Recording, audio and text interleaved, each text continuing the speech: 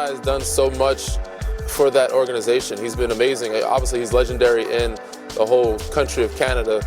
And for me, I'm biased, but I love what he's done there. Obviously, the last couple of years have not been great, but I had full confidence that he would turn it around. He hasn't got that opportunity. Well, he won't get that opportunity any further. But we had a great relationship. He had a great relationship with all the players there. And I said he was a guy that did a great job of recruiting guys and getting people to come there. So I was a little shocked by it because I thought he might have been one of the guys to make a run at one of the big stars this upcoming free agency. This is a classic tale of when ownership gets involved with their sports team and ends up making the wrong decision that will not result in more wins on the basketball court. In my opinion, I'm going to react to Keith Pelley, CEO of MLSE, as he tried to explain why they parted ways with Masai, or why he himself decided that this was the best decision to move on from the team, because I don't believe he gave a solid reasoning as to why you would want to let go of a guy like Masai. Now, for more background, MLSE, Maple Leaf Sports and Entertainment, they own a variety of Toronto sports teams, including the Raptors. They themselves, as of recently, have become majority owned by another company called Rogers Communications. This happened within last year, 2024, along with Keith Pelley becoming the CEO of MLSE. The question has come over and over again is we didn't bring in a new president for the Toronto Maple Leafs, but we are bringing in a new president for the Raptors. What is the difference? And with the Toronto Maple Leafs, one game from the conference final, moving forward, we didn't feel the need for a president of the Toronto Maple Leafs. With the evolution of where the Toronto Raptors are in the middle of a rebuild, we felt that we needed to bring in a president. Let's go over the trajectory of the Toronto Raptors when they won the championship from 2018 and 19 up until now. All right, so the 2019-20 season, Kawhi Leonard is not there, obviously. They still win 50-plus games. This is the bubble. The whole COVID situation is going on. They lose in the second round to the Boston Celtics.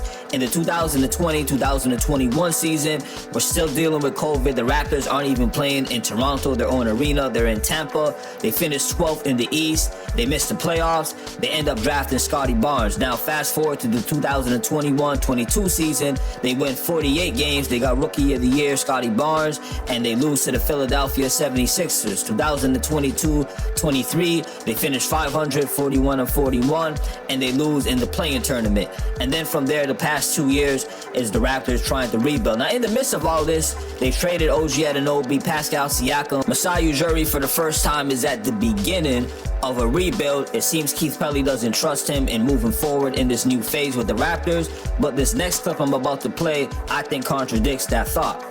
So Masai and I spoke over a month ago, and he asked that if a change were to happen, that it was post-draft. And that made the most sense. Not to disrupt the draft process. We were holding the 9th pick, a top 10 pick, and of course, Masai's, not only his area of passion, but his area of expertise. He's prolific when it comes to the draft, and we were grateful to have him as the person with Bobby leading our draft. We talked last night about Colin Murray-Boyles, and he said, Murray-Boyles is going to be something special, Keith, and you're going to enjoy watching him develop over the many years to come.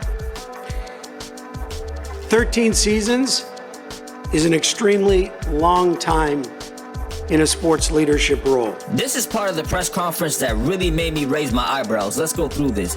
If I'm the CEO of a company managing a sports team, I'm talking with the GM. The GM tells me, hey, look, whatever you do, make sure that it's after the draft. And I'm thinking in my mind, I want to move on in a completely different direction, period. We're going in a rebuild, and we want somebody new at the head of this. Why would I even keep you after the draft? I would just tell you straight up, look, we're heading in another direction. We think it's best if we just part ways now.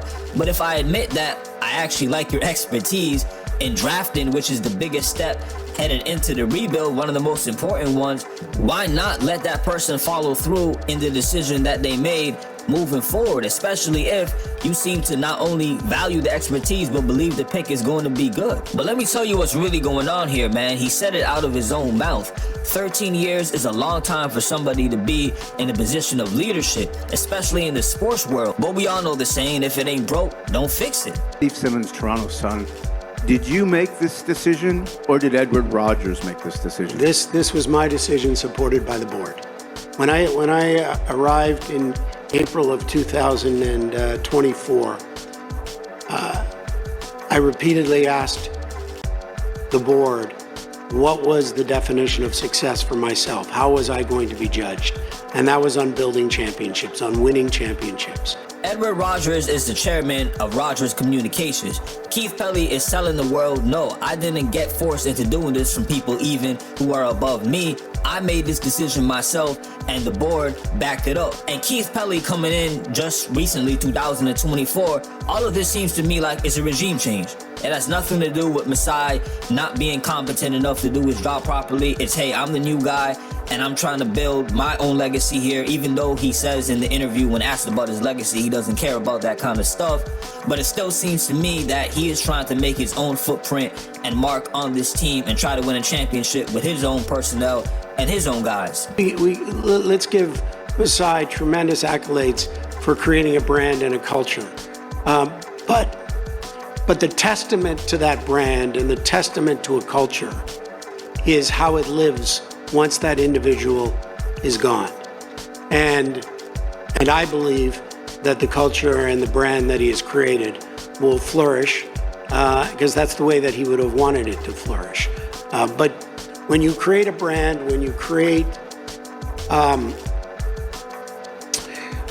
culture, if it is mitigated when that individual is no longer involved, then the culture and the brand has not been created in the right way.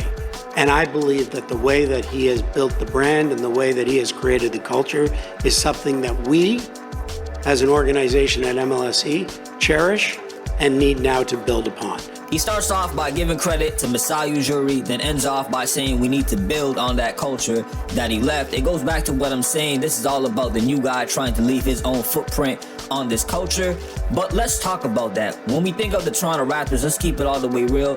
Because they're a team in Canada, there is a lot of American players that have a little bit of hesitancy to play for the Raptors, whether it's taxes, customs, the Canadian culture itself being different. That doesn't mean Canada is bad at all. I'm just saying there's differences and little issues that come up with another player coming to another country to play basketball. But Masai Ujiri was the trump card to all of that, which is why at the beginning of this clip you hear Danny Green say that he thought Masai was going to be the reason the Raptors landed a big star once free agency kicked in. Keith, Michael Grange from Rogers Sportsnet. Masai had a year left on his contract, and I'm just wondering, was there a financial implication here, why it needed to be done, and what you can tell us on that front? Well, I think there are major factors that go into a decision at this large, but the primary reason in this case was the situation and where we currently are in basketball operations. As I talked about, the stability with our roster, the stability with our front office, and the stability with our coaching staff. I'm going to end things right here, but this is another key part in this whole situation that I couldn't leave out before I really left. Edward Rogers, again, the chairman of Rogers Communication, at the time after the Raptors won their championship, there was rumors that he had an issue with the money the Raptors were paying Masai or what Masai wanted in his contract extension. And Bell, another media conglomerate at the time who owned a portion of MLSE along with Rogers Communications, apparently Bell was okay with giving what Masai wanted or the contract he was getting or what he was under. And it was Edward Rogers who was really holding things up. With all that said, let me know why you believe Masai Ujiri is being let go. Is it the right decision? Is it the wrong decision? Tell me why. Hit me up in the comment section. And as always, like, share, and subscribe. Salute for listening. Peace.